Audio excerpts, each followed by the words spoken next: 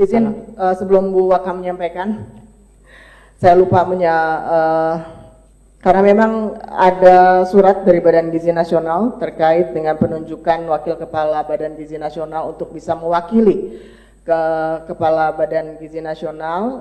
Suratnya sudah diterima oleh Komisi 9 per hari kemarin, ya. Jadi disampaikan bahwa Kepala Badan berhalangan hadir karena dalam kondisi tidak sehat. Jadi hari ini diwakilkan oleh Wakil Kepala Badan Gizi Nasional. Ya, silakan dilanjutkan, Bu. Baik, izin. Tadi saya pertama memang mau menyampaikan itu permohonan maaf kami, tapi karena sudah dibacakan suratnya, memang seperti itu. Kepala BGN berhalangan hadir, maka mohon izin saya mewakili selaku PLH Kepala BGN.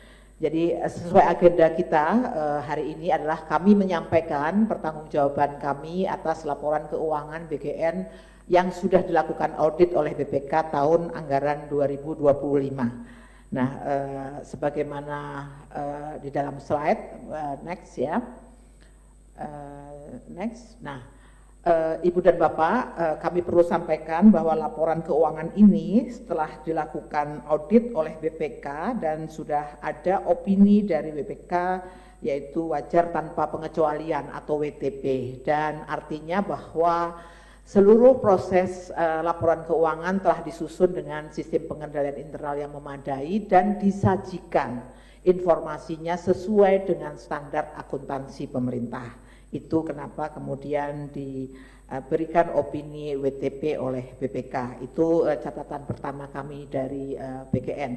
Nah, mengenai angka-angkanya ada beberapa hal yang kami sampaikan. Laporan realisasi anggaran, ada di situ jumlah pendapatan. Nah, mungkin ada pertanyaan jumlah pendapatan itu dari mana, karena kami tidak melakukan operasionalisasi untuk membuat PNBP dan sebagainya. Itu sebenarnya adalah pengembalian belanja tahun 2024. Jadi ada kelebihan belanja tahun 2024 yang kemudian dikembalikan di tahun 2025, maka dicatatlah di dalam pos pendapatan.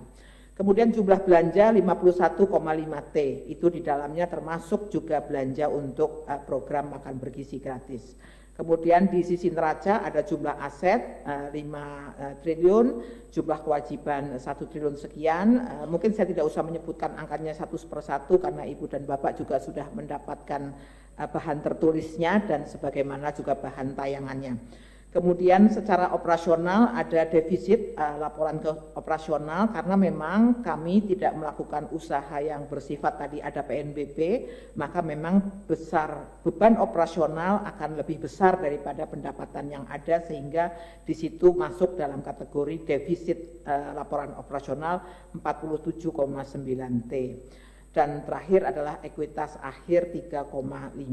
Nah, ini secara umum gambarannya. Kemudian bagaimana detailnya secara angka pendapatan, next slide. Nah, laporan keuangan akan selalu disusun secara perbandingan. Jadi tahun 2024 dan tahun 2025.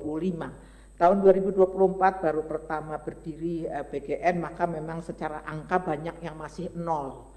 Angka-angkanya tahun 2024. Nah, ini yang kita lihat di tahun 2025. Tadi yang sudah saya jelaskan ada pendapatan PNBP, tapi sebenarnya ini bukan pendapatan PNBP nih, hanya memang posnya adanya itu maka masuknya ke situ. Sebenarnya ini adalah pengembalian dari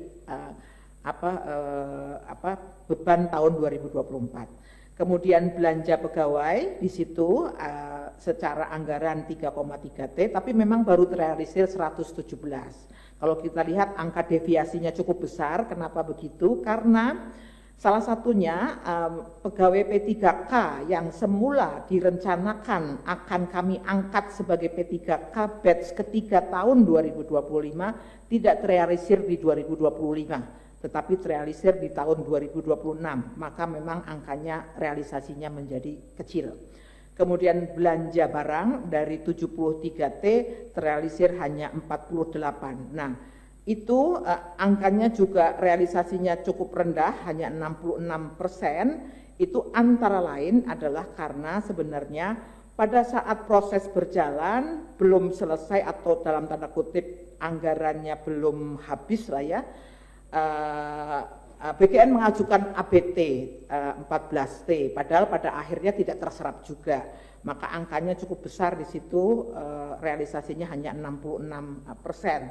Dan itu termasuk di dalamnya adalah pengembalian belanja Banpers 12T dan ada tunggakan-tunggakan. Nah ini yang nanti mungkin PR bagi kami untuk menyelesaikan tunggakan-tunggakan karena itu menjadi tanggung jawab kami sekarang di tahun 2026.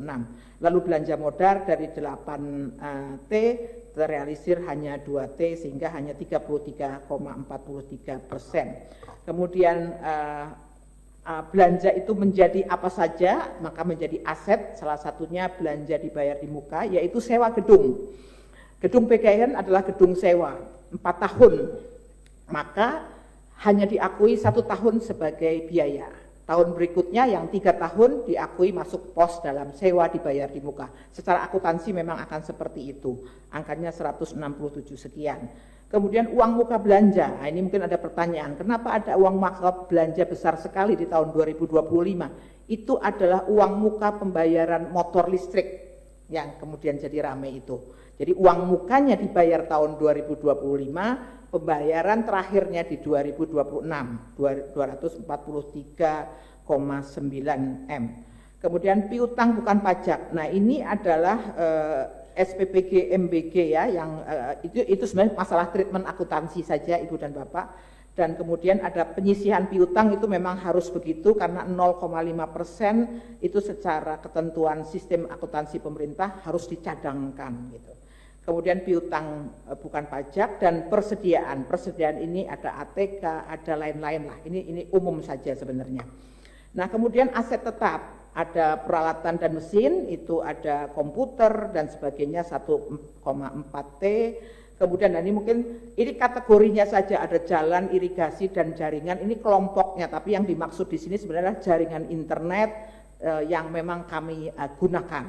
Jadi 6,8 M. Kemudian aset tetap lainnya 18,9 M, kemudian konstruksi. Nah, ini konstruksi dalam pengerjaan, ini adalah pencatatan atas uang muka yang sudah diberikan kepada 315 SPPG yang dibangun atas biaya APBN yang keluar dari BGN 375 yang penyelesaiannya seharusnya dibayar di tahun 2026. Tapi di tahun 2026 ini belum bisa dieksekusi karena memang juga anggarannya tidak disediakan lagi oleh Kementerian Keuangan. Kemudian akumulasi penyusutan aset tetap itu sesuatu yang biasa. Kemudian aset tak berwujud adalah bentuknya software dan sebagainya. Kemudian dana yang dibatasi penggunaannya 1,9 dan akumulasi 68,8 M. Kemudian, nah ini Ibu dan Bapak, kami masih memiliki hutang kepada pihak ketiga. Next slide. Hutang kepada pihak ketiga sejumlah 1,4T. Rinciannya nanti ada di belakang.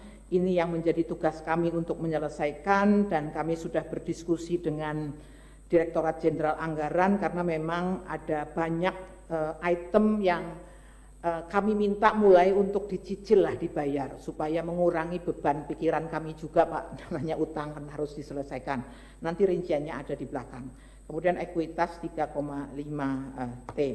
Nah ini secara pendapatan, sekali lagi pendapatan penerimaan negara bukan pajak sebenarnya adalah tadi pengembalian dari tahun 2025. Kemudian beban pegawai 117, beban persediaan, beban barang dan jasa, beban pemeliharaan, beban perjalanan dinas. Nah ini beban barang untuk diserahkan kepada masyarakat itu adalah sebenarnya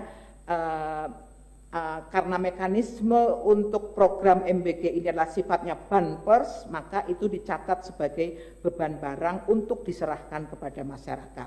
Ini nama saja, nama pengkategorian di dalam laporan keuangan. Kemudian beban penyusutan dan beban penyisian piutang tak terdagih, jadi total seluruhnya adalah 47,9. Nah ini juga pendapatan kegiatan non operasional lainnya, ini biasanya jasa bunga, jasa giro dan sebagainya. Nah untuk ekuitas awal ini angkanya, kemudian untuk surplus defisit tadi sudah dijelaskan dan juga ada beberapa revaluasi. Nah ini ekuitas akhirnya 3,5. Nah, Ibu dan Bapak, ada beberapa catatan penting, karena laporan keuangan itu tidak hanya terdiri dari angka-angka di dalam laporan keuangan, tetapi ada yang disebut dengan catatan atas laporan keuangan, yaitu penjelasan kualitatif. Yang pertama adalah tunggakan tahun 2025. Ada 1,6 yang sudah selesai dilaksanakan, maksudnya kegiatannya sudah selesai dilaksanakan, namun belum dibayarkan. Akan dibayarkan dengan mekanisme tunggakan melalui DIPA tahun 2026. Ini yang kami sekarang sedang dalam proses untuk melakukan revisi-revisi anggaran dengan DJA. Tapi ada beberapa ketentuan yang disyaratkan agar direview terlebih dahulu.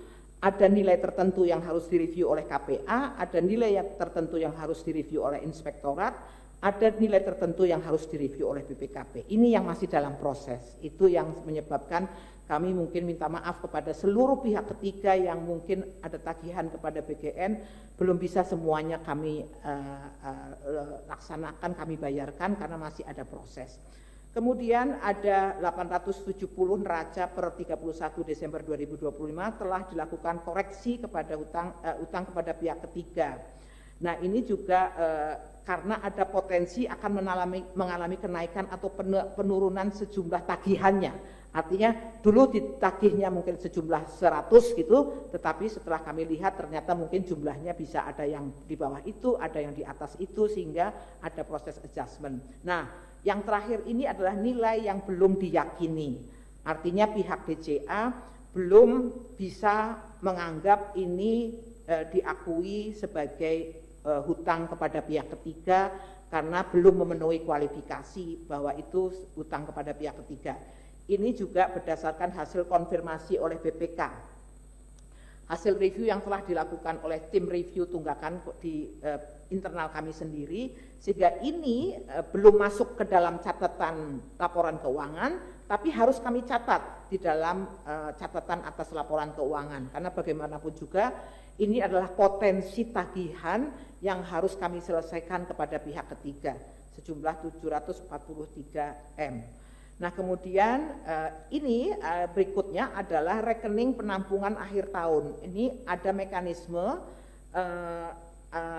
disebut RPATA ya. RPATA itu sebenarnya penyelesaian pembayaran tahun 2025 sudah lewat tahun anggaran, tapi bisa diselesaikan. Nah, ini antara lain waktu itu dipakai untuk melunasi motor, untuk melunasi IoT, untuk melunasi beberapa proses pengadaan.